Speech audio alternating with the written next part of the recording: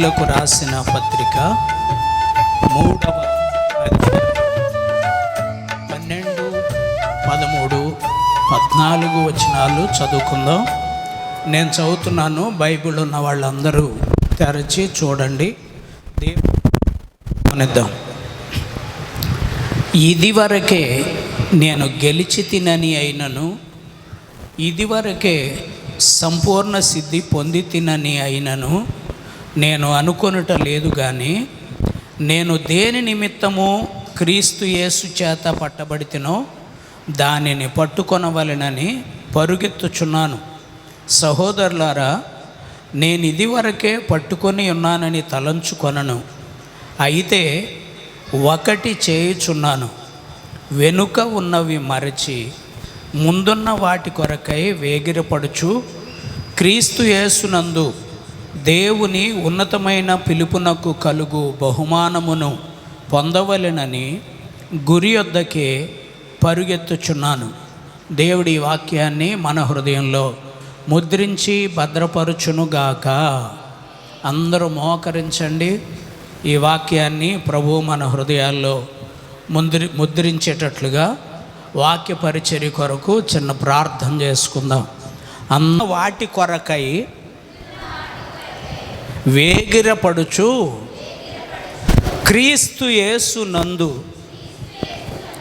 దేవుని ఉన్నతమైన పిలుపునకు కలుగు బహుమానము పొందవలెనని గురి యొద్దకే పరుగెత్తుచున్నాను. మీ అందరికీ నా హృదయపూర్వకంగా మరొకసారి వందనాలండి. ప్రియుల, దేవుడు మనందరికీ లైఫ్ ఇచ్చాడు. దేవుడు అనుగ్రహించిన జీవితం. అయితే ఇది అమ్మా నాన్న వాళ్ళు మనకు జన్మనిచ్చిన దేవుడు సెలవిస్తేనే మనం బ్రతుకుతాం. పొద్దున్నే రామారావు గారు నాతో ఒక మాట చెప్పారు. చక్కగా టిఫిన్ పెడుతున్నారు. ప్రతి ఆదివారం, ప్రతి శనివారం మా ఇద్దరికే ఊహ తెలిసిన దగ్గర నుంచి ఆయనే టిఫిన్ తెస్తూ ఉంటాడు. నాకు ఆయన ఒక మాట చెప్పాడు, నాకు భలే సంతోషమైంది.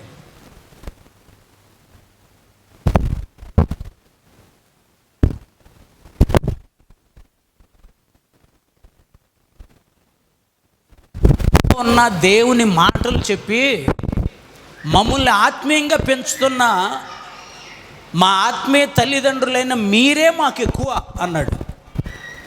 మరి నాకైతే ఆనందం అనిపించింది. మీ అందరికీ ఎంతవరకు అర్థమైందో నాకు తెలియట్లా.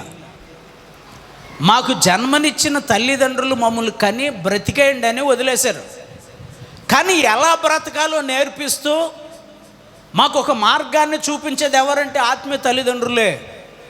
చాలా ఆనందం అనిపించింది. మళ్ళీ నేను ఒకసారి నన్ను నేను అలా కదుపుకుని, ఓహో ఇది నా క్యారెక్టర్ అంటే ఒక ఆత్మీయ తండ్రిగా పిల్లల్ని ఎలా పెంచుకోవాలో నేను తెలుసుకోవాలి. నా పిల్లలు అలా పెరగాలని నేను ఆశపడాలి. ఇందులో తప్పేమన్నా ఉంది అంటే మీరు చెయ్యొద్దు, ఏ తప్పు లేదండి, ఇది మంచి మార్గమే అనేవాళ్ళు మాత్రం చెయ్యెత్తి దేవునికి స్తోత్రం చెప్పాలి. మీరు వచ్చేది నేర్చుకోవటానికి, మేము ఇక్కడున్నది మీకు నేర్పించటానికి. పెద్దోడుగా మీరు వచ్చి నన్ను అడిగి, అయ్యా కుటుంబంలో చిన్న ప్రాబ్లం ఉంది, దీనికి ఏదన్నా పరిష్కారం చేసి పెట్టండి అంటే నేను చేసి పెడతా. ఒకవేళ నా కుటుంబం గురించి కూడా మిమ్మల్ని అలా అడిగితే మీరు చేసి పెట్టండి, మంచిదే. అంతే తప్ప చెప్పా చేయకుండా పిలవ పెట్టకుండా కుక్క పెత్తనం గాడిది చేసింది అన్నట్లుగా ఎవరి పెత్తనం వాళ్ళే చేయాలి తప్ప ఒకళ్ళ పెత్తనంలో ఒకళ్ళు ప్రవేశించకూడదు. ఇది వాక్యానుసారమైన సత్యమే. నేను ఈరోజు నిలబడి చెప్పే ప్రతి మాట, జోక్ చేస్తూ మాట్లాడే మాటలో కూడా వాక్యం ఉంది, సత్యం ఉంది. ప్రియులారా, వ్యర్థమైన మాటలు చెప్పాల్సిన అవసరం నాకు లేదు. చూడండి, ఈ విధంగా మరి ఎన్ని కష్టాలు పడ్డామో. మేము కడుపులు మార్చుకుని మేము అన్నం తినకుండా పాస్టర్ గారు నేను పిల్లలకి కడుపు నిండా పెట్టి నీళ్లతో కడుపు నింపుకున్న రోజులు ఎన్నో ఉన్నాయి. కుటుంబం అంటే పిల్లల్ని ఒట్టినే కనుక్కోవాలా. మీతో మేము సింపుల్గా కనపడటానికి చీఫ్ క్యారెక్టర్లుగా అవమాయి. మా క్యారెక్టర్ వెనక సత్యం ఉంది. మేము అసత్యాన్ని చెప్పేవాళ్ళమైతే భూమి మీద ఉండం. దేవుడు ఎప్పుడో మా ఇద్దరిని తీసుకునేవాడు. చెప్పాల్సిన అవసరం అసలు మాకు లేదు. మేము అనుభవించిన ఈ క్షోభ మీ కుటుంబాల్లో ఎవరికి కలగకూడదు అని మీకు ముందుగా సలహాలు ఇస్తూ ఉంటాం. దాన్ని పాటించిన వాళ్ళు ధన్యులు అవుతున్నారు, ఆశీర్వదించబడుతున్నారు. పాటించని వారు శ్రమలు కొని తెచ్చుకుంటున్నారు అంతే. ప్రతి విషయంలో కూడా ఇలాగా మా జీవితంలో మేము కొనసాగుతూ ఉండగా, ప్రిల్లర్ నా భార్య ఒక 6 నెలలు మంచాన పడిపోయి చావు బ్రతుకుల మీద ఉంది. అప్పుడు మా ఊర్లో ఒక పాస్టర్ గారు, అబ్రహాం గారు అని ఒక పాస్టర్ గారు వచ్చి కూటం పెట్టాడు. సరే, ఆయన దగ్గరికి ఈమెను తీసుకుని వెళ్ళి ప్రార్థన చేపిద్దామని ఎత్తుకుని భుజాన్ని ఎత్తుకుని తీసుకుని వెళ్ళాం. వెళ్ళేసరికి ఆయన వాక్యం స్టార్ట్ చేశాడు. అప్పుడు నాకు తెలియదు ఇవన్నీ, ఏది వాక్యం ఎలా ఉంటుంది, పాటలు ఎలా ఉంటాయి, ఏం తెలీదు. సరే, ఇంకా డైరెక్ట్గా ఈమెను ఎత్తుకుని స్టేజ్ దగ్గరికి వెళ్ళిపోయి ఆయన ప్రసంగం చేస్తుంటే వెళ్ళిపోయి, ఈమెకు బాగలేదండి, ప్రార్థన చేయండి, తీసుకెళ్ళిపోయి ఇంటి దగ్గర పడుకోబెట్టేస్తానన్నా. అయ్యా, వాక్యం చెప్పేటప్పుడు మధ్యలో డిస్టర్బ్ చేయకూడదయ్యా, వాక్యం అయిపోయాక ప్రార్థన చేస్తానన్నాడు ఆ పాస్టర్ గారు. నాకు తెలియదు కదండి, ప్రార్థన ముఖ్యమా వాక్యం ముఖ్యమయ్యా? అరే, ఇక్కడ మనిషికి బాగలేదు, చావు బ్రతుకుల్లో ఉంది, ప్రార్థన చేయమంటే వాక్యం అయ్యాక చెప్తావా అని ఆయన మీద సీరియస్ అయ్యా. నాకు మారు మనసు లేదు. ప్రియులారా, అప్పుడు మా కుర్రోళ్ళు అందరూ వచ్చి నన్ను పట్టుకుని ఆఫ్ చేశారు. ఆ పాస్టర్ని కొట్టడానికి వెళ్ళిపోయాను నేను. మీరు అనుకున్నంత దుర్మార్గుడిని కాదు, అంత మంచోడిని కాదు. ప్రియులారా, చూడండి, నా జీవితంలో కూడా ఇలాంటి సందర్భాలు ఉన్నాయి. అయితే అక్కడి వరకు వెళ్ళిన తర్వాత మా కుర్రోళ్ళందరూ లేచి, ఒరే ఆయన పని ఆయన చేసుకుని వెళ్ళిపోతాడు, ఆయన వెళ్ళిపోతాడు రా బాబు, కాసేపటికి కోటం అంతా ముగించుకుని ఈ బరకాలన్నీ మూటలు కట్టి నెత్తి మీద పెట్టుకుని వెళ్ళిపోతాడు, పోనేరా, ఇవన్నీ జరిగే పనులు కాదన్నాడు. నాకు దేవుడు అంటే పెద్దగా ఇష్టం ఉండేది కాదు. ఎవడైతే మంచి కార్యాలు చేస్తాడో వాడే దేవుడు అనుకునేవాడిని. నేను మంచి కార్యాలు చేసేవాడిని, దేవుళ్ళలాగా కాదు. కానీ చెడ్డ కార్యం అంటే అస్సలు ఇష్టం ఉండదు, నాకు అస్సలు ఇష్టం ఉండదు. ముందర కొట్టి మాట్లాడేవాడిని. ఏదైనా వీళ్ళందరిని కొట్టాలి, రాడ్డు తీసుకుని బుర్రకాయ దెబ్బక పగల కొట్టేవాడిని. ఆ రోజుల్లో అట్లా ఉండ మనిషిని. అయితే స్కూల్లో కూడా 550, 600 మంది స్ట్రెంగ్త్ ఉండ హై స్కూలు. నేను నడుచుకుంటూ వస్తుంటే మామూలుగా నోట్సులు ఇస్తా పుచ్చుకునే వాళ్ళు కూడా అవుట్లు పడిపోయాయి, పారిపోయేవాళ్ళు ఎక్కడోళ్ళు అక్కడ. బాబాయ్ ఆడు వస్తున్నాడు, నాయన తిట్టేస్తాడు కొట్టేస్తాడు అని గడగడ అవుట్లు పోసుకునే వాళ్ళు స్టూడెంట్స్. ప్రిల్లర్, ఒకసారి మాస్టర్గా సీరియస్గా వార్నింగ్ ఇచ్చాం. ఈ రోజుల్లో ఎవరికి చెప్పగలుగుతున్నామండి? ఎవరింటున్నారు మాట? ఆఫ్టర్ ఆల్ 10th క్లాస్ చదివిన వాళ్ళ ముందు భూమి ఆగట్లా. 10th క్లాస్ దాటి కాలేజీకి వెళ్ళారంటే బస్సులు ఆగట్లా, ట్రైన్స్ కూడా ఆగట్లా, ఫ్లైట్లు అసలు ఆగట్లా. అయ్యి బాబోయ్, వీళ్ళ బిల్డప్లు, వీళ్ళ పరిస్థితులు ఎలా ఉంటున్నాయి అంటే అలా ఉంటున్నాయి. ప్రియులరా, అలాగా కొనసాగిపోయింది జీవితం. అయితే ఇలా కొనసాగుతూ ఉండగా ఎవరు లేరు, దేవుడు మనుషుల్లో మంచి పనులు చేయాలి, అదే కోరుకున్నాండి. మంచి పనులు చేయాలి, అందరూ మంచి పనులు చేయాలి. మా ఊర్లో ఇంటింటికి తిరిగి అర్ధ చేరు బియ్యం పోగు చేసి ఊరంతటికే స్వతంత్ర దినోత్సవం సందర్భంగా భోజనాలు పెట్టిన చరిత్రలో మొట్టమొదటి వ్యక్తిని నేనే. అంటే మా ఊర్లో ఒక 3 కుర్రాళ్ళం కలిసి అలాగా గ్రామానికి భోజనాలు పెట్టడం మొదలుపెట్టాం. అప్పటి నుంచి నాకు చూడండి కడుపులు చూడటం అలవాటే. అంటే వీళ్ళకి భోజనం పెడదాం కడుపు నిండా అనే ఆశ. ప్రియులారా, చూడండి, ఇలా జీవిస్తూ ఉండగా ఎవరో చెప్పారు మళ్ళీ ఈవిని ప్రార్థనకి తీసుకెళ్దామని. నాకు ఇష్టం లేదు, నేను రానన్నా. మా వదిన మా అమ్మ పాస్టర్ గారిని ప్రార్థనకు తీసుకెళ్ళారండి. ప్రార్థనకు తీసుకెళ్తే ఆ రోజు సాయంత్రం ప్రియులారా హోల్ నైట్ ప్రేయర్ అక్కడ జరిగేది. 9 గంటలకు ప్రార్థన స్టార్ట్ అవుతుంది, తెల్లవారుజాము 5, 6 వరకు ఉంటుంది. మన చర్చిలో కూడా అలాగే జరిగేది హోల్ నైట్ ప్రేయర్ అంటే. ప్రియులారా గమనించ, ఎందుకని కొనసాగితే ప్రోత్సాహపరుస్తారు ఎవరైనా. కొనసాగితే మిమ్మల్ని ఎంకరేజ్ చేస్తారు. ఎవరైనా కొనసాగాలనే తపన మనలో ఉండాలి ముందు. చూడండి ప్రియులారా, ఇక అలా జీవిస్తూ ఉండగా ఈమెను ప్రార్థనకు తీసుకెళ్లారు. ఎత్తుకుని తీసుకుని వెళ్ళిన ఈ మనిషిని ఉదయాన్ని వచ్చేటప్పుడు నడిపించుకుంటూ అటు ఒక చెయ్యి ఇటు ఒక చెయ్యి, మా వదిన ఒక పక్కన మా అమ్మ ఒక పక్కన నడిపించుకుంటూ ఆమెను ఇంటికి తీసుకొస్తుంటే ఆ సిచ్యువేషన్ నేటి వరకు నా కళ్ళల్లో కదలాడుతూ ఉందండి. 6 మాసాలు మంచంలో తీసుకున్న ఈ మనిషి ఇలా నడుచుకుంటూ వచ్చే ఓపిక ఇంకెక్కడదే. మీతో చాలాసార్లు చెప్పా, ఊరికే గుర్తు చేస్తున్నా. ప్రియులారా, ఆ తర్వాత ఎదురెళ్ళారు. చేతుల మీద ఇలా తీసుకుని పడుకోబెట్టి ఆమె బ్రష్ చేయించి కొంచెం ఆమెకి జావేదన్నా పోద్దామని చెప్పేసి అలా పోస్తుంటే ఆమె గొనుగుతూ కాళ్ళు చేతులు సరైన చలనం లేకుండానే సైగ చేసింది ఇలా అని. ఏంటన్నా నెమ్మదిగా మాట్లాడటానికి ట్రై చేస్తుంది. మాట పడిపోయింది, మనుషులను గుర్తుపట్టట్లా చూపు పడిపోయింది, కాళ్ళు చేతులు స్పర్శ లేవు. చేతులు ఏదన్నా పెడితే ఎలా ఎలా ఎలా అని అది కింద పడిపోసేది. టీ అయినా ఏదైనా అంటే స్పర్శ లేదు. చావు బ్రతుకుల మధ్యలో కొట్టుమిట్లాడుతూ ఉందండి. సైగ చేసేసరికి ఆగి ఏంటి అన్న. ఆమె గొనుగుతూ మీకైతే అర్థమయ్యేది కాదు, నాకు అర్థమయ్యేటట్లు ఒక మాట చెప్పింది. గొనుగుతూ ఏమని అంటే, నేను ఇక మందులు వేసుకోనండి, దేవుడు నన్ను ముట్టుకున్నారు, నేను బాగుపడతానండి, బ్రతుకుతానండి అందే. ఒక అరగంట సేపు చెప్పింది అదే మాట. అంటే చూడండి, దేవుని గురించి ఎంత చెప్పినా తక్కువే, దేవుని సన్నిధిలో ఎంత గడిపినా తక్కువే, దేవుని మాటలు ఎంత విన్నా తక్కువే, దేవునిలో ఎదిగేవాడికి ఎంత ఎదిగినా తక్కువే. ఇంకా ఎదగాలి, ఇంకా వినాలి. ఆదివారం వచ్చే చాలు నెల అంతా వెళ్ళక్కర్లేదు అనుకోక్కర్లేదు. ప్రియులారా చూడండి, ఎంత ఎదిగినా తక్కువే, ప్రియులారా ఎంత నేర్చుకున్నా తక్కువే. ఇంకా నేర్చుకోవాల్సింది, తెలుసుకోవాల్సింది ఎంతో ఉంటుంది. ప్రియులారా, ఈమె అలా గొణుగుతూ ఒక అరగంట సేపు ఆ మాట చెప్పేసరికి ఏడ్చేశానండి నేను. నన్ను చూసి ఆమె ఏడుస్తుంది, ఇద్దరం ఒకళ్ళొకళ్ళు పట్టుకుని ఏడ్చేసాం. 3 పిల్లలు. ఆరిపోయే దీపం వెలుగుతుంది అంటారు, ఈమె చచ్చిపోద్ది ఖచ్చితంగా, అందుకే ఇలా చెప్తుంది. ఆమె చచ్చిపోతే నా జీవితం ఏమంటారు? మొగుడు చచ్చిపోతే ఆడదాన్ని విధవరాలు అంటారు, భార్య చచ్చిపోయిన మగవాడిని ఏమంటారు? మా అమ్మ అయితే ఏడ్చేస్తుంది, ఏడుపులోనే అంటుంది, బాబోయ్ ఇది చచ్చిపోతే మళ్ళీ నీకు పెళ్లి చేయాలంటారా? అప్పుడు కాదండి, ఆమె ఏడుపులో ఆమె పెద్దోళ్ళు ఆ రోజుల్లో.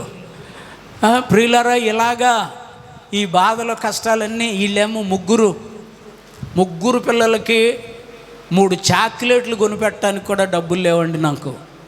ఓ చాక్లెట్ కొనుక్కొచ్చి 3 ముక్కలు చేసి 3కి పంచేవాడిని. వినాలి మీరు కూడా ప్రతి ఒక్కరిలో ఈ తపన ఉండాలి, ఈ ఆశ ఉండాలి. ప్రియులారా, దేవుని గురించిన ఆలోచన, దేవుని గురించిన తపన. ప్రియులారా చూడండి, అలాగా మేము ఏడ్చుకున్నాం. ఆ తర్వాత ఈ మందులు వేసుకోవట్లా, చెప్పింది కదా దేవుడు ముట్టుకున్నాడు బాగైపోతానని. మీరు నమ్మాలి ఖచ్చితంగా. 6 నెలల మంచంలో తీసుకున్న మనిషి మందులు మానేసి ఇక ఖాళీ దొరికితే చాలు కూర్చుంటుంది, నెమ్మదిగా ప్రయత్నం చేస్తుంది, కూర్చుంటుంది, దేవా స్తోత్రం అంటుంది, ప్రార్థన చేస్తుంది. 6 రోజుల తర్వాత ఆమె నెమ్మదిగా, నేను బయటికి వెళితే నేను వచ్చేసరికి నా బట్టలో బకెట్లో వేసుకుని సబ్బు పెట్టి జాడిచ్చి పిండుతుందండి. ఓ మా ఇంటికి ఎవరో కొత్త అమ్మాయి వచ్చింది అనుకున్నా నేను. ఎవరి అమ్మాయి అనుకున్న, తీరా చూడబోతే పాస్టర్ గారే. 6 నెలలు మంచంలో తీసుకున్న వ్యక్తి తను చెప్పిన విధంగా 6 రోజుల్లో మామూలు మనిషి అయిపోయి తన పనులన్నీ తను చేసుకుంటుందండి. మరి దేవుడు కార్యం చేశాడా చేయలేదా? పాస్టర్ గారి జీవితంలో కార్యం చేశాడన్న వాళ్ళు చేతులు ఎత్తి స్తోత్రం చెప్పండి. కృతజ్ఞతగా ఆమె ఏం చేస్తుంది? ఏ రోజునన్నా ఆరాధన మానేసి ఇంట్లో పడుకోవటం మీరు చూసారా?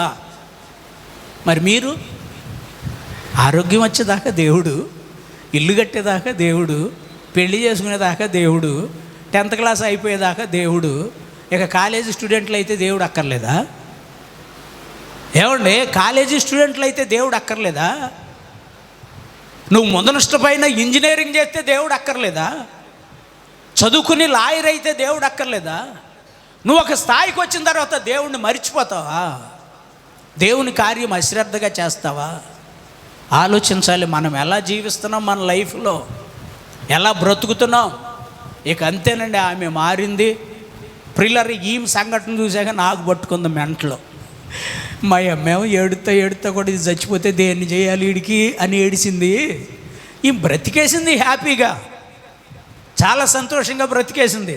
నాకు కూడా సంతోషం, నాకు భయం వేస్తుంది ఈమెను చూస్తుంటే. ఎందుకని అంటే ఆమెను ముట్టుకున్నాడు, ఆమె కోలుకుంది. ముట్టుకోలా, నేను రోగిష్టోండి ఏం కాదు కదా, బాగానే ఉన్నాను కదా. ఆమెను ముట్టుకున్నాడు, ఈమెను దేవుడు ముట్టుకున్నాడు. ఈమెను ముట్టుకుంటే నాకు పాపం వచ్చేస్తుందేమోనని భయం నాకు. నిజమే చెప్తున్నాను, అబద్ధాలు అల్లాల్సిన అవసరం నాకు లేదు. ఈ వయసులో, ఈ క్షణంలో, ఇప్పుడు దేవుడు నాకు ఇచ్చిన బిషప్ రేంజ్లో అస్సలు అబద్ధాలు చెప్పాల్సిన అవసరమే నాకు లేదు. చెప్పనంతే, ఉన్న ఫ్యాక్టే చెప్తా. ప్రియులారా చూడండి, ఈమెను ముట్టుకుంటే నాకు నేను పాపిస్తోడిని, నాకు శాపం వచ్చేస్తుందని భయం. ఆమె పడుకున్న తర్వాత ఎన్నో రోజులు ఆమె కాళ్ళ దగ్గర నిలువు మోకాళ్ళు వేసి ఆమెను ముట్టుకోకుండా ఆమె కాళ్ళ దగ్గర ప్రార్థన చేసిన రోజులు ఉన్నాయి. అలాంటి వ్యక్తిని నేను. నాలో మార్పు లేదు కదా అని ఏం ప్రార్థన చేయాలో తెలీదు. దేవుడా ఏంటయ్యా ఇవంతా, ఎలా బ్రతకాలి? వాక్యం చదవటం లేదు, బైబిల్ ఎలా ఉంటుందని తెలుసు, బైబిల్ చదవటం లేదు. పేరు క్రైస్తవుణ్ణే, మా అమ్మ పేరు మరియమ్మ. ఆమెకి ఇష్టమని ముందుగా పుట్టినోడిని బాబుగా అని పిలిచి మా అన్నయ్యని యెషయ్య అనే ప్రవక్త పేరు పెట్టింది. చెప్పుకోవడానికి క్రైస్తవులమే, జీవితాల్లో క్రైస్తత్వం లేదు. ప్రియులారా చూడండి, అలాగే మోకరించి ఏదో ఏడు చేసుకునేవాడిని. ఇక ఇంట్లో నాకు మనసు నెమ్మదలేక నిద్ర పట్టక మా చేలోకే ఇప్పుడు మున్నీకి ఇల్లు కొన్నటువంటి స్థలంలో ఒక 10 గజాలు 100 గజాలు లోపులో మున్నీ ఇల్లు అంటే నాకు చాలా ఇష్టం. అందుకనే అక్కడికి వెళ్ళి కూర్చుని ఏడుస్తూ ఉన్నా. అక్కడ దేవుని యొక్క స్వరాన్ని నేను విన్నానండి. చేతులెత్తి స్తోత్రం చెప్పండి. దేవుని స్వరాన్ని విన్నా. బైబిల్ చదవటం లేదు, ప్రార్థన అంటే నాకు తెలీదు, భక్తి జీవితం తెలీదు. నేను చెప్పిన మాట విను, నేను చెప్పినట్టు నువ్వు చేస్తే నేను నిన్ను ఆశీర్వదిస్తానని దేవుని స్వరాన్ని విన్నా. ఓరు బాబోయ్, ఇప్పుడు దేవుడిని నమ్ముకున్నానని చెప్తే చల్లరా, ఇప్పుడు దేవుడిని నమ్ముకున్నానని చెప్తే వీళ్ళందరూ నాకు తాటెక్కులు కట్టేస్తారు. ఈ మాట చెప్పకూడదు రోయ్ ఎవరికే అనుకున్నా నా మనసులో. మీకు భవిష్యత్తులో ఉపయోగపడుద్ది. యవనస్తులు చాలా జాగ్రత్తగా వినాలి ఈ సాక్ష్యాన్ని. దేవుణ్ణి ఎందుకు నమ్ముకోవాలి? ఊరికనే మా అత్తగారు పోరు పడలేక, మా మామగారు పోరు పడలేక, మా ఆవిడ పోరు పడలేక దేవుళ్ళలోకి రాలా నేను. ప్రియులారా గమనించండి, ఇంకేం ప్రార్థనే. ఆమె ప్రార్థన, ఆమె అంటే నాకు ఒక రకంగా కోపం వచ్చేసేది, మరొక రకంగా భయం. నా భార్య అంటేనే ప్రియులారా కోపం వచ్చేది ఆమెను గురించి. అందరిలో వెళ్ళిపోతుంది, సాక్ష్యం చెప్తానంటుంది, మైకి తీసుకుని దేవునికి స్తోత్రం, మీ అందరికి వందనాలు, నాకు ఇలాంటి వ్యాధి దేవుడు బాగు చేశాడు. నా పొళ్ళు పట నూరి నలుగురిలో నిలబడుతుందా?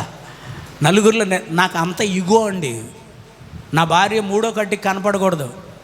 నా భార్య చేతి నిండా గాజులు ఉండాలి, తలలో పూలు ఉండాలి, చెవులకు జోడు ఉండాలి, ముక్కును పుడకుండాలి, చక్కగా నాకు ఎదురుగా కూర్చుని చక్కగా వడ్డించాలి, చక్కగా తినాలి.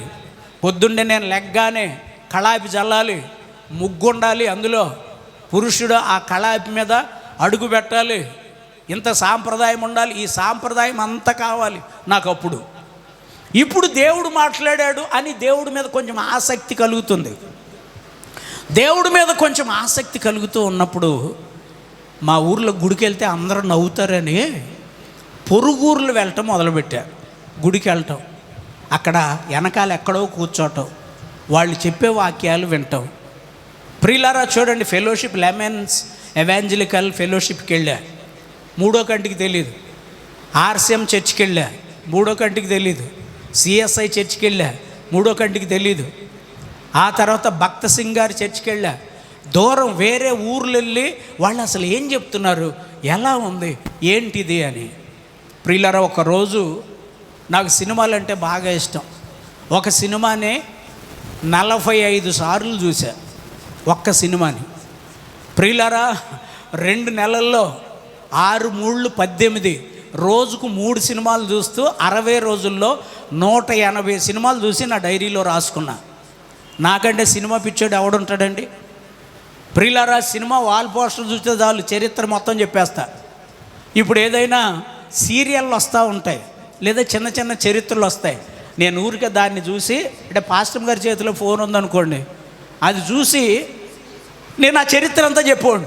నువ్వు సీక్రెట్గా చూస్తున్నావు ఎక్కడో అనేది. ఆమె సీక్రెట్గా చూడడం, కానీ ఆ సిచ్యువేషన్ చూస్తే అర్థమైపోద్ది.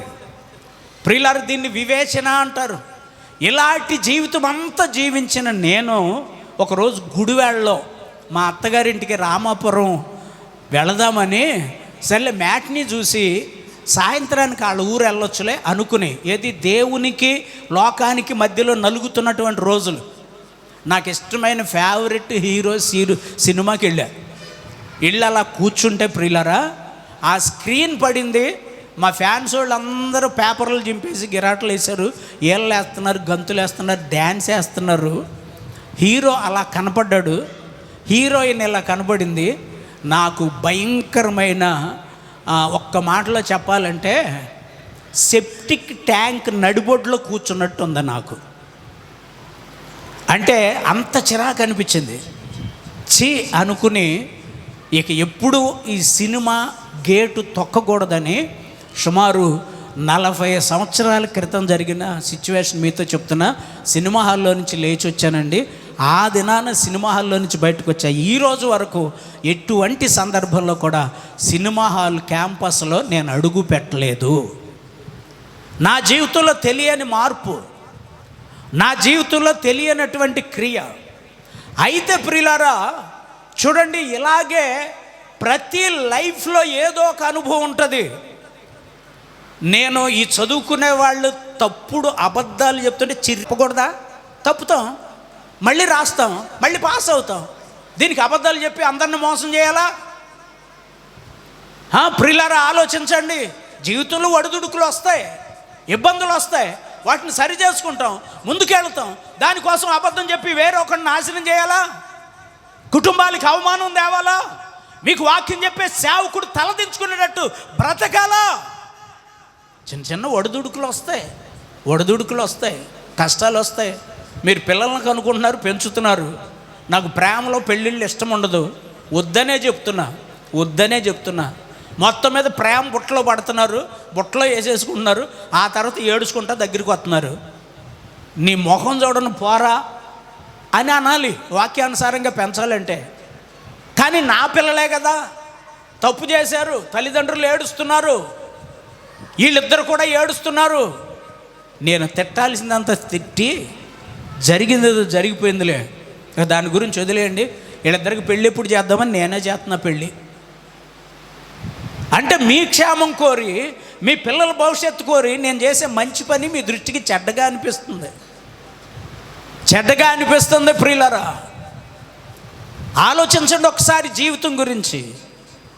ప్రియులారా, ఇక్కడ పౌలు గారు ఈరోజు మనల్ని హెచ్చరిక చేస్తున్నాడు. నీ లైఫ్ టైంలో నీ జీవితం గురించి ఆలోచించు. ఇంకంతేనండి. అక్కడి నుంచి ఆ సినిమా హాల్లో నుంచి బయటకు వచ్చా. ఇక సినిమా మాటలు ఎక్కట్లా, ఇంట్లో ప్రార్థన చేయడానికి మనసు రావట్లా. పాస్టర్ గారు ఎప్పుడు మోకాళ్ళ మీదే ఉంటుంది, ప్రార్థన చేయడానికి మనసు రావట్లా. మాకు సైకిల్ షాప్ ఉండేది, ఒక సైకిల్ తీసుకుని వెనకాల క్యారేజ్ మీద గోని పట్టా పెట్టుకుని పొలాల గట్ల మీద సైకిల్ వేసుకెళ్ళి ఎవ్వరికి కనపడకుండా చాలలో తుమ్మ చెట్లుంటే ఆ తుమ్మ చెట్ల కింద ఈ గోని పరుచుకుని నేను అక్కడ మోకరించి ప్రార్థన చేయటంతో నా విశ్వాస జీవితాన్ని ప్రారంభించానండి. ప్రియులారా, విశ్వాస జీవితాన్ని ప్రారంభించా. అలాగే ప్రార్థన చేసుకుంటున్నాం, ఏ చర్చికి వెళ్ళట్లా. ఆ తర్వాత ఒకరోజు గుడివాడ చర్చి పాస్టర్ గారు కృపాదానం గారు, ఆయనకి లోనా ఉండేది మోటార్ సైకిల్. లోనా వేసుకుని వెళ్తుంటే మా సైకిల్ షాప్ తిన్నగా పంచర్ పడింది. తీసుకొచ్చి పంచర్ వేస్తావా తమ్ముడు అన్నాడు. వేస్తానండి అన్న. పంచర్ వేస్తా ఉంటే ఆయన అడిగాడు, ఏంటి ప్రభువుని నమ్ముకున్నావా అన్నాడు. నమ్ముకున్నానులేండి అన్న. మరి గుడికి వెళ్తున్నావా అన్నాడు. వెళ్ళట్లేదండి అన్న. ఎందుకని? అసలు ఎవరి ద్వారా నమ్ముకున్నావు? ఏంటి సాక్ష్యం అంటే మా ఆవిడ సాక్ష్యం చెప్పా.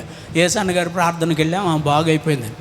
ఓరు బాబోయ్, ఆ ఏసన్న గారి తరపుగా గుడివాడలో సేవ చేసే సేవకుడు నేనే, మా చర్చికి వచ్చేయి అన్నాడు. ఛార్జీలు కూడా లేవండి అన్న. ఇప్పుడు కూడా నేను ఉన్నది అలాగే చెప్తా. నా దగ్గర డబ్బులు లక్షలు ఉంటాయి అనుకుంటారు మీరు. అస్సలు ఏ బ్యాలెన్స్లైనా దమ్ము ధైర్యంగా దేవుణ్ణిలో ఎదగాలని ఆశ ఉంది. నువ్వు అబద్ధం చెప్తున్నావు అనిపిస్తుంది, నీ బ్యాంకు పుస్తకాలు ఇటు ఇవ్వు అంటే ఇచ్చేస్తా. అందులో ఉంటే మీరు తీసుకోండి, లేకపోతే ఆ అమౌంట్లో ₹1,00,000 వేయండి నాకు. ఛాలెంజెడ్ లైఫ్ క్రిస్టియానిటీ, క్రైస్తవ్యం అనేది ఛాలెంజ్గా ఉండాలి. ప్రియులారా చూడండి, మన జీవితాలు ఎలాగా బ్రతుకుతున్నాం, ఏదో ఒక రకంగా బ్రతికేస్తున్నాం కాదు. పౌలు గారు నీ జీవితాన్ని ఒకసారి జ్ఞాపకం చేసుకో. అలాగా సిన్సియర్గా కృపాదానం గారు, నేను నీకు ఛార్జీలు ఇస్తానయ్యా, మా చర్చికి వచ్చే గుడికి వెళ్ళాలి తమ్ముడు, గుడికి వెళ్ళకపోతే ఎలాగా, గుడికి వెళ్ళాలి నువ్వు, మా చర్చికి వచ్చే ఛార్జీలు ఇస్తాను నీకు అన్నాడు. ప్రియులారా, ఆ చర్చికి వెళ్ళటం, ఏసన్న గారికి నేను ఉత్తరాలు రాయటం, ఏసన్న గారు ఆ మచిలీపట్నం 1990వ సంవత్సరంలో మచిలీపట్నం సముద్రంలో బాప్తీసాలు ఇస్తూ ఉండగా నేను వెళ్ళి ఏసన్నను పరిచయం చేసుకుని మీకు ఉత్తరాలు రాసేది నేనే అని చెప్పినప్పుడు నన్ను గట్టిగా కౌగిలించుకుని ఆ సముద్రంలో నన్ను బాప్తిస్మం ఇచ్చి ప్రభాకర్ అంటూ పేరును ప్రకటించి, ప్రియులరా, నన్ను మినిస్ట్రీలో సభ్యుడిగా చేసుకున్నారు. అప్పటి నుంచి మినిస్ట్రీకి పరిచయం 90వ సంవత్సరం నుంచి, 89లో నుంచి 88లో నుంచే క్రియ మొదలైంది. 90వ సంవత్సరంలో మినిస్ట్రీలో ఒక వర్కర్గా నమోదు చేయబడ్డాను నేను హోసన్నా మినిస్ట్రీలో. ప్రియులరా, 1, 2 సంవత్సరాలు 3 సంవత్సరాలు జరిగిపోతుంది. సరే, అయిపోయింది. అయితే ప్రియులరా, ఒకసారి కృపాదానం గారికి నాకు గొడవలు వచ్చేసి, మీతో చెప్పాను ఇదివరకు, బస్ స్టాండ్లో నన్ను ఆయన తిట్టడం మొదలెట్టాడు. ప్యాసింజర్ అందరి దగ్గరికి వచ్చేసారు, నేనేదో దొంగతనం చేశాను అన్నట్టుగా. ప్రియులారా, అందరి ముందు నన్ను ఒకటే మాట అన్నాడు, నీ ముఖం చూస్తే అసహ్యం వేస్తుంది, పో అవతలకే, నా ముందు నిలబడబాకు పో అన్నాడు. మీలో ఆ ఒక్క మాట నేనంటే ఎంతమంది ఈవేళ చర్చిలో ఉంటారండి? ఎంత సిన్సియర్గా వర్క్ చేస్తా, మా ఆత్మీయ తండ్రి నన్ను అలా తిడితే ఇది నాకు ఆశీర్వాదం అనుకున్నా. మరి మీరు ఆ చిన్న మాట అంటే నన్నే అన్నాడు, నా మీద పగ తీర్చుకుంటున్నాడు. ఒరే, ఇలాంటి మనసు ఉంటే దేవుళ్ళు ఎదగలేరండి. మీరు ఇలాంటి మనసు ఉంటే దేవుళ్ళు ఎదగలేరు. ప్రియులారా చూడండి, నేను అలాగే తలదించుకున్నా. అందరూ వచ్చేసారు దగ్గరికి వచ్చేస్తే అక్కడ ఒక మంచి మాట అన్నాడు. ఓయ్, అతను నేను తిడుతుంటే మీరు అందరూ ఎందుకే ఇక్కడ పొండి అవతలకి అన్నాడు. వాళ్ళని మళ్ళా అదొక మంచి మాట అయింది. లేకపోతే వీళ్ళందరూ పట్టుకుని నన్ను కొట్టేసేవాళ్ళే. సేవకు రాలా నేను ఇంకప్పటికి. ప్రియులారా, ప్రారంభ దినాలండి, సుమారుగా 32-33 సంవత్సరాలు అవుతుంది ఆయన నా మాటని. అలా చిన్న విషయాలతో మినిస్ట్రీకి దూరం అయిపోయాను. ఒక్కడనే యేసు ప్రభు మీద పునాది వేసుకుని బ్రతుకుతున్నా. 32-33 సంవత్సరాలు దాటిన తర్వాత నిన్నగాక మొన్న ఆయనే నాకు ఫోన్ చేసి, నేను 10-15 లక్షలు ఖర్చు పెట్టి సభలు పెడుతున్నాను తమ్ముడు అనలా, బిషప్ గారండి మీరు వచ్చి ఒక్కరోజు చిన్న ప్రసంగం చేయండి అని అడుగుతున్నాడు నన్ను. బిషప్ గారా, ఏంటనే అలా అంటారు, మీరు అలా అంటే నాకు బాగాలేదు, తమ్ముడు అనండి అన్న. అంటే కాదు తమ్ముడు, నాకు లేని ఆధిక్యత దేవుడు నీకు ఇచ్చాడు, నేను పాస్టర్నే. మీ విశ్వాసం ఒకడు కనపడ్డాడు నాకు. ఆ విశ్వాసి నాతో చెప్పాడు, భీమవరం మాది అంటే ఏ చర్చికి వెళ్తారు అంటే ప్రభాకరయ్య గారి చర్చికి వెళ్తామని చెప్పాడు. అతని దగ్గర తీసుకున్న నీ నెంబరు. ఇప్పుడు దేవుడు ఆయన ఆశీర్వదించి బిషప్గా ఎన్నిక చేయబడ్డాడు అంటే మా తమ్ముడు బిషప్ అయ్యాడా, నేను ఫోన్ చేయాలి అని అనిపించి 30 ఏళ్ళు నాకు దూరంగా ఉన్న మా ఆత్మీయ తండ్రి స్వయంగా నాకు ఫోన్ చేసి, బిషప్ గారు నా మీటింగ్స్లో చిన్న మెసేజ్ చెప్పాలండి అని పిలుస్తున్నాడండి. మీకు సంతోషంగా లేదా? వద్దు, హృదయంలో క్రియ జరగాలి. నేను చెప్పేది అది. మీరు వెంబడిస్తున్న సేవకుడికి సాక్ష్యం లేక కాదు, ఏదో అభినయం. ఎందుకని? ఏ సేవకుడు ఎలాంటి వాడో విశ్వాసులు గుర్తించట్లా. ఏ విశ్వాసి ఎలాంటిదో సేవకుడు కూడా గుర్తించాలి. ప్రియులారా, ఒక సేవలో సిన్సియారిటీ ఉండాలి. చూడండి, లైఫ్లో 30 ఏళ్ల తర్వాత ఆయన ఫోన్ చేసి ఎంత అలా ఆనందం అనిపించింది. ఒరే, దేవుని పని చేస్తా, దేవునిలో కొనసాగుతా, దేవునితో ఎంత ఘనపరచబడతా ఉన్నా మీ సేవకుడంటే మీకెందుకు ఈవేళ ఈర్ష్య, ద్వేషం, అసూయ, స్వార్థం ఎందుకు వస్తుందో మీ జీవితానికి? దేవుడు మీ జీవితంలో కార్యం చేయలేదా?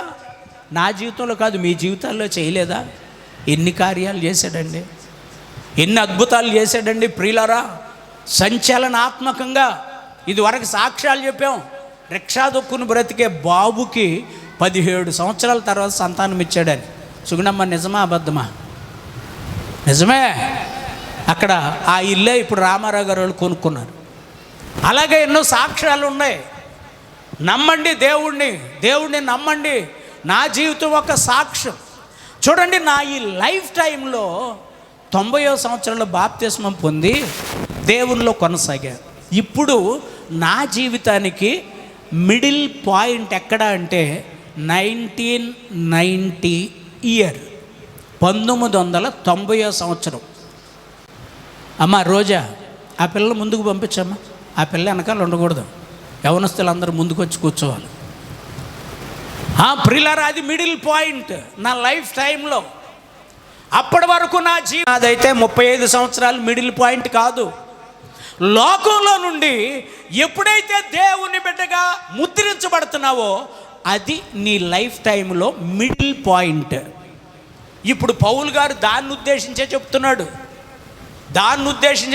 పైన మీరు చదువుకోండి. ఇంకా ఈ అధ్యాయంలో మొదటి నుంచి మీరు చదువుకుంటే తను ఎలా బ్రతికాడో రాసిపెట్టుంది.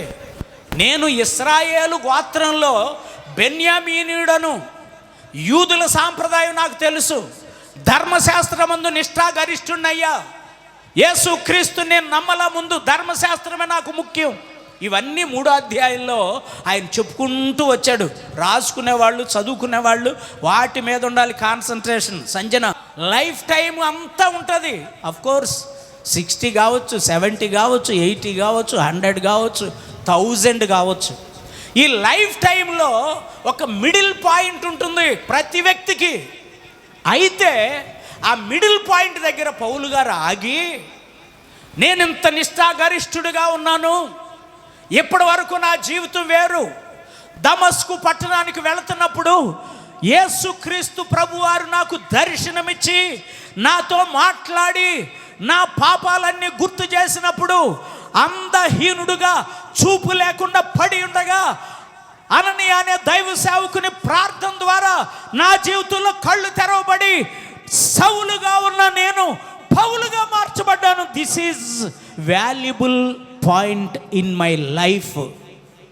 ఇది నా జీవితంలో ఒక సంతోషకరమైన దినం.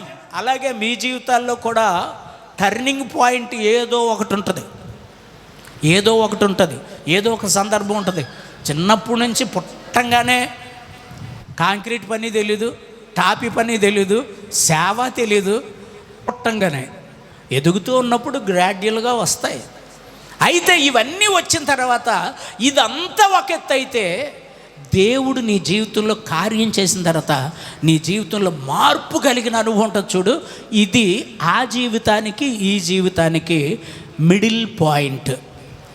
ఇక్కడ పౌలు గారు ఆగి ఒక మాట చెప్తున్నాడు. ఇదిగో అబ్బాయి, ఫిలిప్పీలారా, సంఘ బిడ్డలారా, ఇక్కడ ఒక్క మాట చెప్పాలి. నేను ఎప్పుడైతే ప్రభువుని నమ్ముకున్నానో, పాత జీవితం అంతా విడిచిపెట్టేసి దేవునిలోనికి వచ్చాను, నేను అప్పుడే గెలిచేశాను అనుకోవట్లా. చాలా జాగ్రత్తగా వినాలి. అస్సలు వాక్యం అండి ఈ మధ్య గుండె బద్దలైపోతుంది, నాకు భయం వేస్తుంది. నా నోట్స్లో రాసుకున్న వాక్యం అన్నా దేవుడన్నా భయం వేస్తుంది నాకు. ఇప్పుడు రైట్ నౌ ఇప్పుడు భయం వేస్తుంది. కొంతమందికి అసలు భయం లేదు, భక్తి లేదు, అసలు దేవుడు అంటే విలువే లేదు చాలామందికి. ప్రియులారా, నాకైతే భయం వేస్తుంది. ఈయన అంటున్నాడు, నేను 12వ వచనం నుంచి చదువమ్మా త్వరగా. ఇదే ప్రభు అయిన యెహోవా వాక్కు. ఓరి బలలాం తిరిబిలిబిరియం తరబలలాం దియారబలలా. కొంచెం భక్తి జీవితంలోనికి రాగానే గుడికొచ్చి పలహారం పెట్టుకోగానే సంబరం అయిపోలా. పాస్ అయ్యానని 10 మందిలో నుంచుని చంకలు కొట్టుకోగానే సంబరం అయిపోలా. ప్రిల్లర్ లాటరీ తగిలిందో ₹1,00,00,000 వచ్చేసినాయి అని చంకలు కొట్టుకుంటే సంబరం అయిపోలా.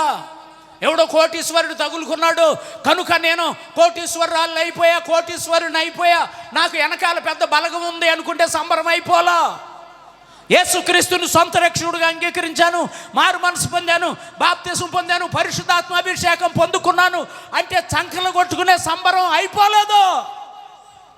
ఇది వరకే గెలిచి తినని అయినను, సంపూర్ణ సిద్ధి పొంది తినని అయినను నేను అనుకోవట్లా. ఇప్పుడు ఒక్కటి చేస్తున్నా. అదే ఇప్పుడు అసలు సందేశంలోకి వచ్చాను. ఎన్ని చేస్తున్నాడండి ఆయన? ఒక్కటి చేస్తున్నా. అది మిమ్మల్ని రౌండ్ చేసుకోమని చెప్పా, మీతో పలికించా. అయితే ఏమనుంది అక్కడ? అయితే ఒకటి చేయుచున్నాను. ఫుల్ స్టాప్ చాలని కామా కూడా పెట్టేశారు. 2 చుక్కలు ఉంటాయి అక్కడ, చూసుకోండి మీరు కావాలంటే బైబిల్లో. దాన్ని రౌండ్ చేసుకోమన్నా. ఒకటి చేస్తున్నా. పౌలు గారు టెన్షన్ పెట్టకుండా ఒక్కటేంటో చెప్పండి బాబు అంటే, ఆ ఒకటేంటంటే వెనక ఇప్పుడు పాస్టర్ గారు చెప్పాడు చూసారా చరిత్ర, ఇదంతా వెనకున్న దేవుడు తన బిడ్డగా, తన కుమారుడుగా, తన కుమార్తెగా నన్ను అంగీకరించాడు. ఇప్పటి వరకు లోకానుసారంగా నేను జీవించిన, ఇక మీదట నా దేవుడు తల ఎత్తుకునేటట్లు ఆయన కుమారుడుగా, ఆయన కుమార్తెగా బ్రతుకుతాను. ఇది మనం దేవుని సన్నిధిలో చేయవలసిన శపథం. అది ముందున్న వాటి కొరకు వేగిరి పట్టమంటే ఒక అడుగేయాలి. డాడీ నేను ఎలా ప్రియులారా వెనకున్న వాటిని మర్చిపో. ఆడదే చెప్తున్నాడు. పరిసయుడు దశభాగం ఇచ్చాను, గుడికి వచ్చానా, ఉపవాసం ఉన్నానా, వారానికి 3 రోజులు ఉపవాసం, 2 రోజులు అనుకుంటా ఉపవాసం ఉన్నానా, అసలు రాత్రులు ఏమి తింటలేదా, పగలేమి తింటలేదా. దుర్మార్గపు బుద్ధి పెట్టుకుని నువ్వు తింటే ఎంత, చస్తే ఎంతరా. ముందున్న వాడిని కొరకు వేగిరిపడు. నీ ముందుంది ఒక లైఫ్. ఇప్పటి వరకు నువ్వు పాపివి, ఇప్పుడు నువ్వు నీతిమంతుడివి. నీతిమంతుడు నడిచినట్లు నడుచుకో, నీతిమంతునిలాగా బ్రతుకు. వెనకున్నాయి మర్చిపో. మీ పాస్టర్ గారు పాట రాశాడా రాయలేదా? ఏం పాట రాశాడమ్మా? కొంచెం అందించండి, పాడతా నేనే. వెనుకున్న వాటిని మరచి యేసుతో నీవు. Thank you. అంతే. ఎవరితో సాగిపోవాలి? అయ్యి బాబు గుళ్ళల్లో బూజు పట్టిన బ్రతుకులొద్దుగా, పాపపు జీవితం వద్దు. ఒకటే చెయ్యి. వెనుకున్న వాటిని మర్చిపో. ఎవరైనా నీతో మందు కొట్టిన వాళ్ళు వచ్చి, hi brother, how are you, ఈవేళ స్పెషల్ పార్టీ ఉందా, బీర్ వేసుకుందామా, బ్రాందీ వేసుకుందామా అంటే నవ్వి, అవన్నీ ఎప్పుడు మర్చిపోయినాయా, ఇప్పుడు యేసయ్యతో నడుస్తున్నా అని చెప్పేవాడిని దేవుడు ఆశీర్వదించునుగాక. యేసయ్యతో నడుస్తున్నా, యేసయ్య నన్ను నడిపించుచున్నాడు నజరేయుడు, నడక నేర్పుచున్న. 70 సంవత్సరాలు వచ్చిన ఎస్పి బాలసుబ్రహ్మణ్యం పాడాడు. 70 ఏళ్ళు వచ్చినోడికి నడక నేర్పాలా? అయితే నువ్వు నడిచే నడక వేరు, దేవుడు నిన్ను నడిపించే నడక వేరు. నువ్వు నడిచే నడక వేరు. పరిసయుడిలాగా వారం గుడికి వెళ్తున్నానండి, దశభాగం ఇచ్చేస్తున్నానండి, పరిసయుడు. కృతజ్ఞత కానుక ఇచ్చేస్తున్నానండి, పరిసయుడు. అప్పుడప్పుడు ఇంటి దగ్గర కూటం పెట్టుకుంటున్నానండి, పరిసయుడు. నీ బుద్ధి మారాలి కానీ నువ్వు చెప్పే సాకులు దేవుడికి అక్కర్లేదు. ఇప్పటి వరకు పాపి, సుంకరి, ఇప్పుడు నీతిమంతుడిగా చేస్తున్నా. నీతిమంతుడిగా నడుస్తావో మళ్ళీ వెనక జీవితమే నీకు కావాలా? అయ్యా వెనక జీవితం వద్దు. అది భయంకరమైన దుర్బలమైన జీవితం అని నీ దగ్గర ఒప్పుకుని విడిచిపెట్టేశా. ఇక నీతిమంతుడిగా నడుస్తానయ్యా, నీతిమంతుడిగా జీవిస్తానయ్యా, నీతిమంతుడిగా బ్రతుకుతా. మరి నీతిమంతుడిగా నడవాలి అంటే ఎలా నడవాలి? నీతిమంతులు ఉన్నారు కదా, వాళ్ళ దగ్గరికి వెళ్ళు. అబ్రహాము దేవుని నమ్మెను. Very simple. అబ్రహాం ఎలా నడిచాడో అలా నడుచుకో. అబ్రహాం నడుస్తున్నాడట. దేవా నాకు అర్జెంటుగా నువ్వు ఒక సహాయం చేయాలన్నాడు. ఓరు బాబోయ్, నాలోకి వచ్చిన తర్వాత ఇంత ధైర్యం ఎలా వచ్చిందిరా నీకు? ఏం సహాయం కావాలరా అంటే, నాకొక స్నేహితుడు కావాలన్నాడు. ఎవరు కావాలన్నాడండి? కొంచెం గట్టిగా చెప్పండి అమ్మా. అదేం కావాలా? అది ఎప్పుడు మాట చెప్పిన అందుకే కంగుమంట చెప్పాలని చెప్తున్నా. కొంచెం లూజ్ వస్తే చాలు అందులో దూరిపోతాడు సాతానుగాడు. నాకొక స్నేహితుడు కావాలి. I want good and best friend నాకు కావాలి. అలాగే తీసుకో, నీకు ఎవరు కావాలో చెప్పు, ఫోన్ చేస్తాను. ఫోన్ చేస్తా, టక్ టక్ నా నెంబర్ చెప్పు. Hello hello, America, Russia, Dubai, Kuwait, Qatar, Abu Dhabi, Bahrain, ఎక్కడ కావాలి నీకు ఫ్రెండ్ అంటే ఆయన చేతులు పట్టుకుని అలాగే నిలబడ్డాడు. ఏమిరా స్నేహితుడు కావాలన్నావు, ఏ దేశంలో ఉన్నాడు చెప్పవేంటి, ఎక్కడున్నారో చెప్పవేంటి అని అడిగితే, ప్రభువా నువ్వే నాకు స్నేహితుడిగా ఉండాలి, అది నాకు చాలు అన్నాడు. చప్పట్లుగా అప్పుడు కొట్టబుద్ధి కావట్లేదా? నీ స్నేహితుడు ఎవరు? నీతిమంతుడైతే సెలక్షన్ అలా ఉంటుంది. మరి నీతిమంతుడిగా బ్రతకాలనుకుంటే వాడి సెలక్షన్ అలా ఉంటుంది. యేసు నీవే కావాలయ్యా, నాతో కూడా రావాలయ్యా, నువ్వే కావాలి. నీతిమంతుడైతే అలా ఉంటుంది. ఇప్పుడు దాకా సుంకరి నడక వేరు, పాపపు జీవితం. పరిసయుడు పేరుకి మాత్రం మందిరానికి వచ్చాడు కానీ వీడు అన్ని పాపపు ఆలోచనలు, పాత ఆలోచనలు. క్రొత్త ఏడు, ఈ పాట రాదా మీకు? అందించటమే మీ పని. క్రొత్త ఏడు మొదలు పెట్టేను మన బ్రతుకునందు, క్రొత్త ఏడు. ఎన్ని సంవత్సరాలు వెళ్ళిపోతున్నాయో, పాట మారట్లా, మనిషి మారట్లా, పాట మారట్లా, జీవితాలు మారట్లా. ప్రియులారా, పౌలు చెప్తుంటే ఒక్కటి చేయి చాలు. నీ లైఫ్కి ఒక మిడిల్ పాయింట్ ఉంది, అక్కడి వరకు నీ ప్రాచీన స్వభావం కనిపిస్తుంది, అక్కడి నుంచి నవీన స్వభావం కనపడుతుంది. ప్రియులారా, 23, 24 సంవత్సరాల వరకు నా జీవితం వేరు. సుమారు అక్కడి నుంచి 40 సంవత్సరాలు నా జీవితం వేరు. వెనకున్న వాటిని మరిచిపోయి ముందున్న వాటి కొరకు, ప్రభువా ఈరోజు నీ బిడ్డలకి ఏం వాక్యం చెప్పాలి, రేపేం వాక్యం చెప్పాలి, నీలో ఎలా నడవాలి, నీ మాటలు ఎలా చెప్పాలి, నిన్ను గురించి ఎలా ప్రకటించాలి. ఎవరైనా నెలలో భోజనాలు పెడతానయ్యా, భోజనాలు పెడతా సంఘానికి. అయ్యా నాకు ఆ ఎదర చలివేంద్రం పెట్టాలని ఉంది, నా పుట్టుక నుంచే ఆశ ఉంది. మీతో చెప్తున్నా, ఒక్కళ్ళు ముందుకు వస్తున్నారా? మందిరం ముందు ఖాళీ ప్లేస్ ఆపేది అందుకే. తాటేకులు పందిరేసి మా మామగారిని అక్కడ కూర్చోబెట్టి వచ్చిన వాళ్ళందరికీ మజ్జిగ పోయాలి. స్టైల్గా మీరన్నా పోతారేమో అంటే పని చేయండి, ఓ మంచి కార్యం చెయ్యండి దేవుని కొరకునే. మదర్ తెరీసా చేయలేదా మంచి పని? ఎక్కడో పుట్టి ఎక్కడో పెరిగి భారతదేశపు దర్శనం కలిగి మన భారతదేశంలో అడుగుపెట్టి ఒక యవనస్తురాలు, ఒక స్త్రీ కుష్టి వ్యాధిగ్రస్తులకు బాగు చేసే, వైద్యం చేసి, సోషల్ సర్వీస్ చేసి, నంది అవార్డు పొంది భారతరత్నగా పేరెన్నిక కలిగిన మదర్ తెరీసా ఒక స్త్రీ కాదా? ఏ కొంపన కోల్చలా, ఎవరిని నాశనం చేయలా. తన తీర్మానం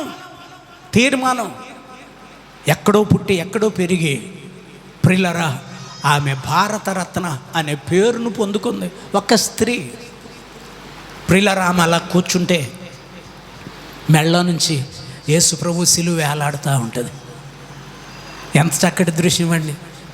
ఓ పెద్ద పుస్తకం పట్టుకుని ఒక ఆయన ఉంటాడు అని, రాష్ట్రం కొట్టుకులాడిపోతుంది అంతే. నిన్నటి దినాన ఒక మీటింగ్ వేసి మాకు తల దించుకుని కూర్చున్నా నేను ఆ మీటింగ్లో.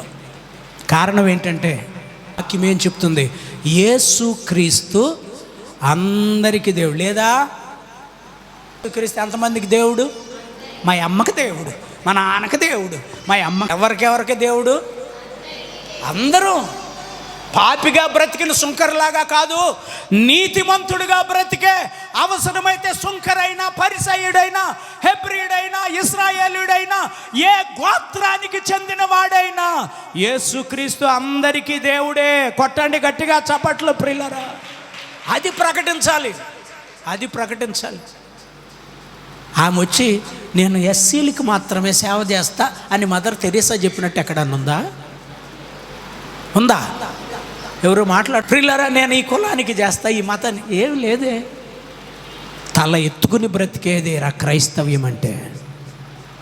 తల దించుకుని బ్రతికేది కాదు. దేవుడు నీకు ఆ రోజులు ఇస్తున్నాడు, దేవుడు నీకు ఆ రోజులు చూపిస్తున్నాడు. సర్వలోకమంతా జల ప్రళయంలో మునిగి సర్వనాశనం అయిపోతే దేవుణ్ణి నమ్ముకున్నటువంటి నోవాహు తన ఇంటి వారి కొరకు వాడ సిద్ధపరిచి వినపట్టు కొట్టాలి గట్టిగా, ఏసై కొట్టి చప్పళ్ళు కొట్టండి, పైకెత్తి చప్పళ్ళు కొట్టాలి. నేను చప్పళ్ళు కొడితే సుగు అందరూ లేచి నిలబడండి. చిన్న ప్రార్థన చేసుకుందాం, చిన్న ప్రార్థన. Praise the Lord, hallelujah, hallelujah, praise the Lord. అందరూ లేచి నిలబడి ఒక్కటి మాత్రం చెయ్యి. పాత జీవితాన్ని విడిచిపెట్టు, పాత పరిస్థితులు విడిచిపెట్టు. ఇక నూతనమైన వాటి కొరకు వేగిరపడు. వెనకున్న వాటిని మరచి ముందున్న వాటి కొరకు వేగిరపడు. దేవుని వాక్యం సెలవిస్తూ ఉంది, ప్రభువా నా చేయి పట్టుకుని నన్ను నడిపించయ్యా, నేను ఎలా నడవాలో నాకు నేర్పించు ప్రభువా. అందరూ కళ్ళు ముయ్యాలి, కళ్ళు ముయ్యాలి, కళ్ళు ముయ్యాలి. చేతులు ఎత్తగలిగిన వారు మీ చేతులు ఎత్తండి. దేవుని దగ్గర ఒక మంచి తీర్మానం. అయ్యా అయ్యా, పాతవి గతించిపోయినాయి. ప్రాచీన స్వభావాన్ని విడిచిపెట్టి నవీన స్వభావాన్ని ధరించుకుని నీ కృపలో కొనసాగటానికి నన్ను బలపరచయ్యా, నన్ను బలపరచు. నువ్వు బలపరచకపోతే నన్ను ఎవరు బలపరుస్తారు? నువ్వు నాకు సహాయం చేయకపోతే నాకు సహాయం ఎక్కడి నుంచి వస్తుంది? నీ దగ్గర నుంచే సహాయం రావాలి ప్రభువా, నీ వల్లనే సహాయం పొందుకోవాలి. అందరూ నోరు తెరవండి, ప్రభుని అడగండి, నువ్వే నాకు సహాయం చేయి, నీవే నాకు సహాయం చేయి. ప్రైజ్ ది లార్డ్, హల్లెలూయా, హల్లెలూయా. దేవుడు త్వరగా రాబోతున్నాడు, యేసయ్య త్వరగా వస్తున్నాడు. ఆయన రాకడకు సూచనలు కనిపిస్తున్నాయి. ప్రైజ్, స్తోత్రం, స్తోత్రం. ఒక మంచి తీర్మానంతో దేవుని సన్నిధిలో ప్రార్థన. ఒక్కటి చెయ్యయ్యా తమ్ముడు, ఒక్కటి చెయ్యి. చెల్లి ఒక్కటి చెయ్యి. సహోదరుడా ఒక్కటి చెయ్యి. సహోదరి ఒక్కటి చెయ్యి. గత కాలంలో, గత జీవితంలో నీవు నడిచిన అక్రమమైన నడక మర్చిపో. పాపపు జీవితం మర్చిపో. ప్రభువుని ఆశ్రయించావు, ఆయన నిన్ను నీతిమంతుడిగా చేశాడు తమ్ముడు. ఒక్కసారి ఆయన నీకు సర్టిఫికెట్ ఇస్తే దాన్ని ఎవరు తీయలేరు. నువ్వు నీతిమంతుడు అని దేవుడు చెప్తున్నాడు. నువ్వు ఒక్కటే చెయ్యి. వెనకున్న వాటిని మర్చిపోయి ముందున్న వాటి కొరకు వేగిరపడు. దేవుడు నీ జీవితంలో కార్యం చేస్తున్నాడు. ఈ పగటి వేళ దేవుని హస్తం మన మధ్యలో చాపబడి ఉంది. ఎందుకో తెలుసా? వెనుకున్నవి నువ్వు మర్చిపోయి యేసు వైపు నువ్వు చూస్తే నీ చెయ్యి ఆయన పట్టుకుని నడిపించాలని నీ కొరకు తన చేతులు చాపాడు. నీ కొరకు ఆయన గాయపడిన హస్తాన్ని చాపాడు. ఆయన నిన్ను పిలుస్తున్నాడు, నిన్ను పిలుస్తున్నాడు. ఇప్పుడే, రైట్ నౌ నీ జీవితాన్ని మార్చుకుని దేవుని హస్తానికి నువ్వు అప్పగించబడితే, దేవుని చేతిని నువ్వు పట్టుకుంటే నడిపించగలిగిన శక్తిమంతుడు, సమర్థుడు, పాపంలో నుంచి, శాపంలో నుంచి విడుదల కలిగించి పరిశుద్ధ మార్గంలో నిన్ను నడిపించగలిగిన ఏకైక దేవుడు నజరేయుడైన యేసు. ఆరి బరలాం తురిబిలి బిరియం తరబలల అరిక బరలాం తియార బలలాం దిరిబిలి షందిరిబిలియం తరబలలాం తురిబిలి. దేవుడు కార్యం చేస్తున్నాడు. ఇకనైనా దేవుని వైపు చూడు, దేవుని మార్గంలో నడుచుకో.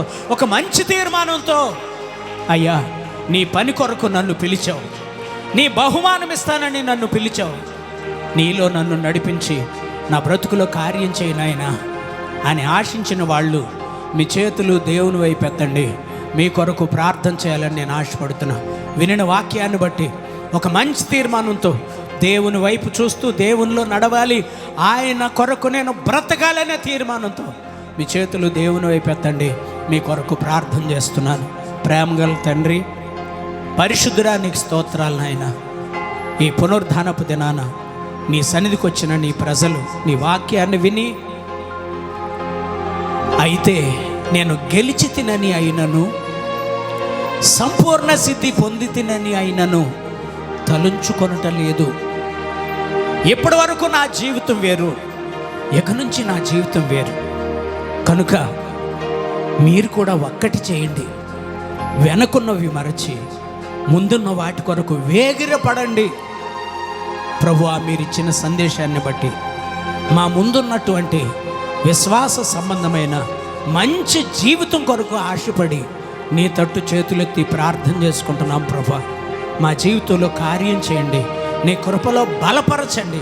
నీ వైపు చూస్తూ ఆత్మీయంగా ముందుకు సాగే ధన్యత సంఘ బిడ్డలందరికీ, నీ దేనదాసుడిగా నాకు, నా కుటుంబానికి, నన్ను వెంబడిస్తున్న బిడ్డలందరికీ దయచేసి ఘనత, మహిమ, ప్రభావాలు మీరు పొందుకొనమని యేసయ్య పరిశుద్ధ నామంలో ప్రార్థన చేసి వేడుకొనుచున్నాము తండ్రి. చేతులెత్తి ప్రార్థించుకున్న ప్రతి బిడ్డ ప్రార్థన దేవుడు ఆలకించి ఆశీర్వాదకరమైన జీవితంలో నడిపిస్తున్నందుకు స్తోత్రాలు చెబుదాం.